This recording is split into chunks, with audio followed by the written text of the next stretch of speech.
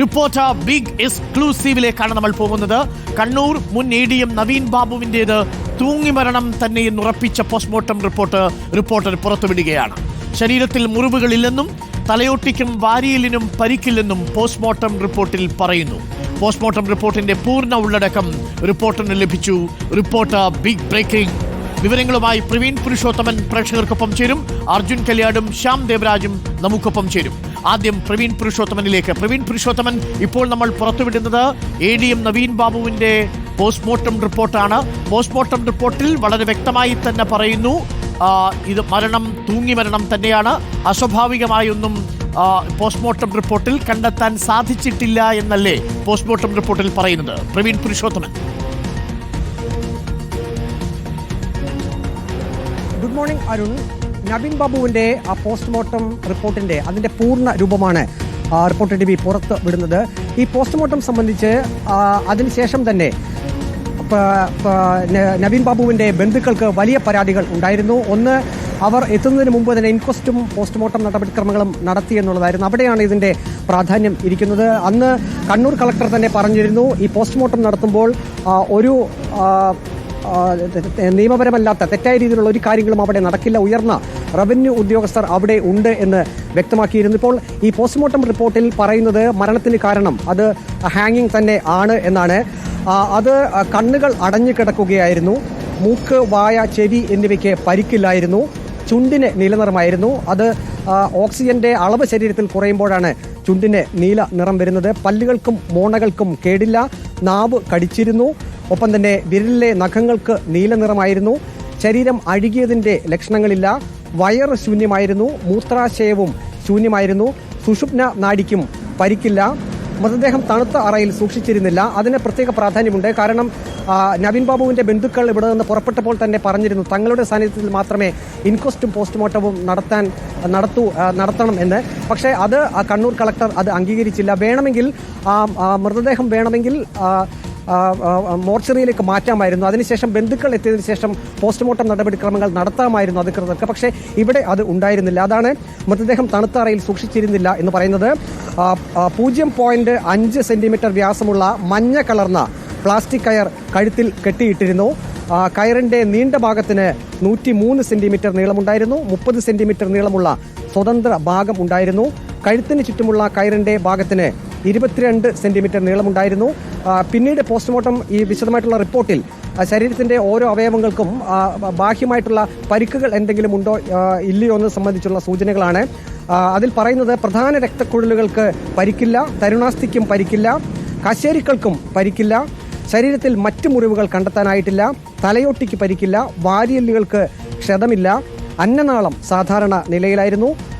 ആന്തരികാവയവങ്ങൾ പക്ഷേ രാസപരിശോധനയ്ക്ക് അയച്ചോ ഇല്ലയോ എന്നത് സംബന്ധിച്ച് ഒരു സൂചന പോലും ഈ പോസ്റ്റ്മോർട്ടം റിപ്പോർട്ടിൽ പറയുന്നില്ല. ഏതായാലും നവീൻ ബാബുവിൻ്റേത് ആത്മഹത്യയാണ് എന്നത് ആധികാരികമായി പറയുന്ന ഒരു പോസ്റ്റ്മോർട്ടം റിപ്പോർട്ടാണ് ഡോക്ടർമാർ അന്ന് തയ്യാറാക്കിയത്. പക്ഷേ ഇത് സംബന്ധിച്ചാണ് ബന്ധുക്കൾക്ക് ഒരു പരാതിയുള്ളത്. കഴിഞ്ഞ ദിവസം ഹൈക്കോടതിയിൽ ഇത് എന്തുകൊണ്ടാണ് ഒരു ദുരൂഹമരണം എന്നത് സംബന്ധിച്ച് എന്തെങ്കിലും സൂചനകളോ കാരണങ്ങളോ പറയാൻ പറ്റുമോ എന്നുള്ളൊരു കാര്യം ഹൈക്കോടതി ആരാഞ്ഞിരുന്നു. ഇനി വരും ദിവസം വാദം നടക്കുമ്പോൾ ഈ പോസ്റ്റ്മോർട്ടം റിപ്പോർട്ട് കൂടി അതിന് ആധികാരികതയില്ല, അതിൽ സംശയങ്ങളുണ്ട് എന്ന രീതിയിലുള്ള കാര്യങ്ങൾ കൂടി നവീൻ ബാബുവിന്റെ ഭാര്യ മഞ്ജുഷയുടെ അഭിഭാഷകൻ ഹൈക്കോടതിയിൽ ഉന്നയിക്കാനുള്ള സാധ്യതയുണ്ട്. കാരണം ഈ പോസ്റ്റ്മോർട്ടം റിപ്പോർട്ട് പൂർണ്ണമായും ഒരു തൂങ്ങിമരണം എന്നുള്ള നിലയിൽ തന്നെയാണ് കാര്യങ്ങൾ പറയുന്നത്. അതിൽ ശരീരത്തിന്റെ ഒരു ഭാഗത്തും പരിക്കില്ല എന്നുള്ള കാര്യം പറയുന്നു. മുകൾ ഭാഗം എന്ന് പറയുന്നു. പോസ്റ്റ്മോർട്ടം റിപ്പോർട്ട് കൂടി ഇന്നലെ ഹൈക്കോടതി പരിഗണിച്ചിട്ടുണ്ടാവാം. നമുക്കിപ്പം അർജുൻ കല്യാടും ശ്യാം ദേവരാജുമുണ്ട്. അർജുൻ കല്യാടിലേക്ക് പോയാൽ, അർജുൻ കല്യാട്, നമ്മൾ കരുതിയതുപോലെ തന്നെയാണ് പോസ്റ്റ്മോർട്ടം റിപ്പോർട്ടിലെ ഉള്ളടക്കവും വന്നിരിക്കുന്നത്. അസ്വാഭാവികമായ ഒന്നും തന്നെ ഈ പോസ്റ്റ്മോർട്ടം റിപ്പോർട്ടിൽ ചൂണ്ടിക്കാണിക്കപ്പെട്ടിട്ടില്ല. തൂങ്ങിമരണം തന്നെയാണെന്ന് ഉറപ്പിക്കുന്ന പോസ്റ്റ്മോർട്ടം റിപ്പോർട്ടാണ് പുറത്തു വരുന്നത്. ആ പോസ്റ്റ്മോർട്ടം റിപ്പോർട്ട് നമ്മൾ പ്രതീക്ഷിച്ചതുപോലെ തന്നെയല്ലേ? ആ അർത്ഥത്തിൽ അവിടെ ഒന്നും ഒരു കൊലപാതകത്തിന്റെ ലക്ഷണം പോസ്റ്റ്മോർട്ടം റിപ്പോർട്ട് വായിച്ചാൽ നമുക്ക് മനസ്സിലാക്കിയെടുക്കാൻ കഴിയില്ല. അർജുൻ കല്യാൺ. കുടുംബം ആരോപിക്കുന്നത് പോലെയുള്ള ഒരു കാര്യങ്ങൾ ഈ പോസ്റ്റ്മോർട്ടം റിപ്പോർട്ട് പരിശോധിച്ചാൽ മനസ്സിലാക്കാൻ വേണ്ടി കഴിയില്ല. ആത്മഹത്യയാണ് എന്ന് സ്ഥിരീകരിക്കുന്ന രീതിയിലുള്ള പോസ്റ്റ്മോർട്ടം റിപ്പോർട്ടാണ് ഇപ്പോൾ ലഭ്യമായിരിക്കുന്നത്. അതിൻ്റെ കാര്യങ്ങളെല്ലാം തന്നെ പുറത്തു വരികയും ചെയ്തിട്ടുണ്ട്. കേൾക്കാം അർജുൻ, തുടരാം. തീർച്ചയായിട്ടും വരാം. അതായത് പറഞ്ഞു വന്നത് ഇതാണ്. അതായത് കുടുംബം ആദ്യഘട്ടം മുതൽ തന്നെ ഇത് ഒരു കൊലപാതകമാണ് എന്ന രീതിയിലുള്ള ചില ആരോപണങ്ങൾ ഉയർത്തിയിരുന്നു. എന്നാൽ അത് പൂർണ്ണമായും നിഷേധിക്കാൻ പര്യാപ്തമായ രീതിയിലുള്ള ഒരു പോസ്റ്റ്മോർട്ടം റിപ്പോർട്ടാണ് ഇപ്പോൾ പുറത്തു വന്നിരിക്കുന്നത്.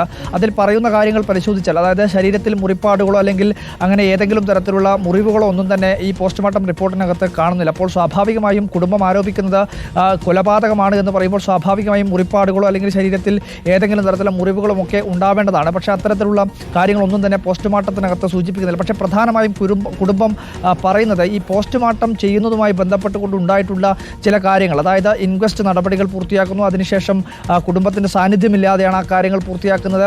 പോസ്റ്റ്മോർട്ടം നടപടികൾ പൂർത്തിയാക്കുന്നത് പോലും അത്തരത്തിൽ ഇൻക്വസ്റ്റ് നടപടികളോ അല്ലെങ്കിൽ കുടുംബത്തിൻ്റെ സാന്നിധ്യമോ ബന്ധുക്കളുടെ സാന്നിധ്യമോ ഒന്നും ഇല്ലാത്ത ഒരു സാഹചര്യത്തിലാണ്.